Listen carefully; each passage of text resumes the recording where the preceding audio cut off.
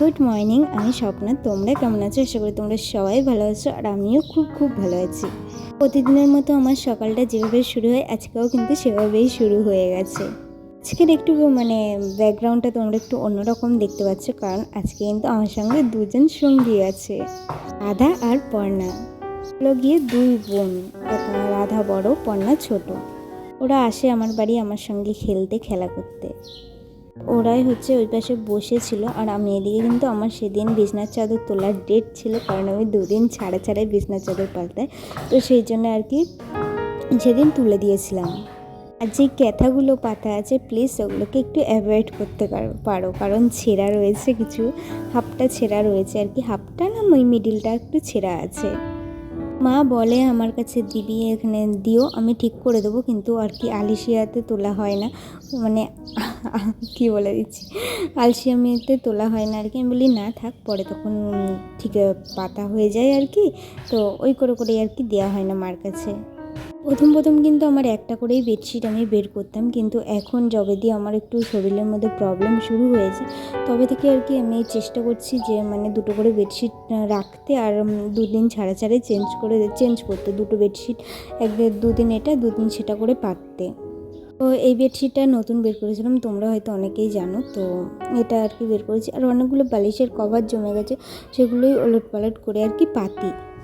এখনের ওয়েদারটা তো জানো কেমন ঠান্ডা গরম, তো প্রথমে সারাদিনটা হয়তো একটু গরম লাগলো, রাতে গিয়ে তখন ঠান্ডা লাগলো, ওই জন্য ব্ল্যাঙ্কেটটা তুলে দিয়েছি, একটা পাতলা কাঁথা বের করে নিয়েছি। এই কভারগুলো পরালাম বালিশের কভার, এগুলো কিন্তু সেই আমার প্রথম যখন যারা আমার ভিডিও দেখে ঠিক তখন কিনেছিলাম চার্জের মেলা থেকে। এই কভারগুলো কিন্তু আমার ভীষণ পছন্দের কভার। আমার বিছনার চাদর, তারপরে বালিশের ওয়ার যদি একটু সাদা থাকে না, সাদা প্রিন্টের, আমার কিন্তু বেশ ভালো লাগে, অন্যান্য কালারের থেকে বিছনার চাদরটা সাদাটাই বেশি আমি প্রেফার করি, কি ভালো লাগে। অনেক দিন ধরে এই বরমাসের প্যান্ট এখানে পরে আছে, কাচবো করে আর কাচাই হয় না। তারপরে বালিশের যেই ওয়ারগুলো ছিল সেগুলো বাইরে রেখে এলাম ওখানে কাচবো বলে। দেখো মা গেছিলো মামা বাড়িতে অষ্টম প্রহরে, কত বাতাসা গুড়িয়ে এনেছে, বাতাসা চকলেট আর অনেক কিছু ছিল ওর মধ্যে। একটা কাণ্ড হয়েছে জানো, আমার আর বরমাসের এই ছবিটার পেছনটাতে না একটা পোকাতে বাসা বেঁধেছে, পুরো মাটি নিয়ে যারা যেই পোকাগুলো বাসা বাঁধে সেগুলো বাসা বেঁধেছে, তোমাদের সাথে শেয়ার করিনি, বাট বাসা বেঁধে পুরো নষ্ট করে দিয়েছিল। ওটাকে আবার আমি খুলে পরিষ্কার করেছি, তারপরে আবার ওখানে রেখেছি। তো তারপর দেখলাম একটু জল খেয়ে নিলাম, কারণ এখন জল খাওয়াটা অনেকটা ম্যান্ডেটারি হয়ে গেছে, কারণ জল না খেলে তোমাদের সাথে যে প্রবলেমটা শেয়ার করবো বলছিলাম, শেয়ার তো করা হয়নি, করবো নিশ্চয়ই করবো। ঘরটা গুছিয়ে তারপর আমি ঠাকুরের বাসনগুলো নিয়ে বাইরে রেখে এলাম। একেবারে স্নান করে ঠাকুরের বাসন ধুয়ে তারপরে পুজো দিতে চলে আসবো। তো এখানে দেখো ঠাকুরের বাসনগুলো রেখে আসার পরে আমি কিন্তু ঘর ঝাড় দেওয়া শুরু করে দিয়েছি। বৈশাখ মাস পড়ে গেছে, বৈশাখ মাসের যেই বিকালবেলা করে যে কালবৈশাখী এখন হচ্ছে আর কি ডেলি, তো সেটার প্রভাবে কিন্তু আমার ঘর ভীষণ নোংরা হচ্ছে, কারণ আমাদের এদিকে ভীষণ পরিমাণে গাছপালা, একটু ঝড় দিলেই ঘরের মধ্যে পাতা লতা সব চলে আসে।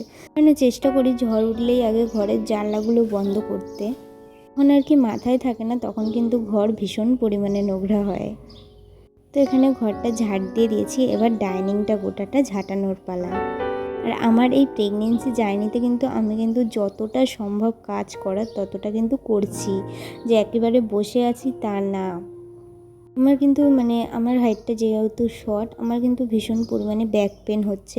আর একটা প্রবলেম হচ্ছে যে জানি না এগুলো কাদের হয়, বাট আমার মা, শাশুড়ি, আমার ঠাম্মা, ওরা তো সবাই বলছে নাকি অনেকের আর কি হয়, গায়ে না এই সময়টায় আমার ভীষণ পরিমাণে র্যাশ বেরিয়েছে। র্যাশ বলতে যেটাকে ইচিং হয়, র্যাশগুলো আর কি ভীষণ চুলকানির মতন বেরিয়েছে, গায়ে হাতে পুরো শরীরে আর কি বেরিয়েছে, মাথা থেকে পা পর্যন্ত।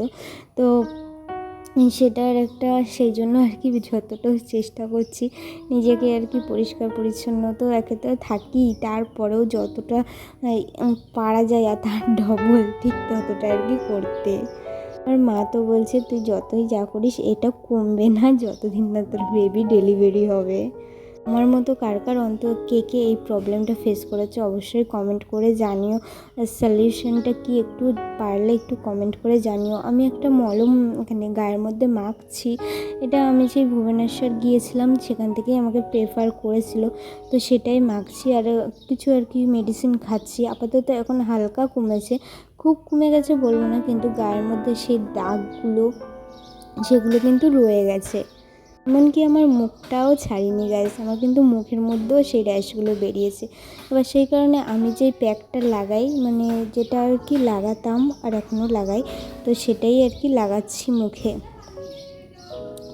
তো তোমরা দেখো, তোমরা কমেন্ট করে জানিও, তাহলে আমি বলবো আর কি এতে কী কী দিই। তো সেটা লাগিয়ে লাগিয়ে কিন্তু বেশ কমে গেছে। মুখেরটা তো কমাতে পেরেছি, কিন্তু গায়েরটা জানি না কমাতে পারবো কি না। তো চলো ভিডিওটা এখানে শেষ করছি, ভালো লাগলে লাইক কমেন্ট শেয়ার করে দিও, বাই।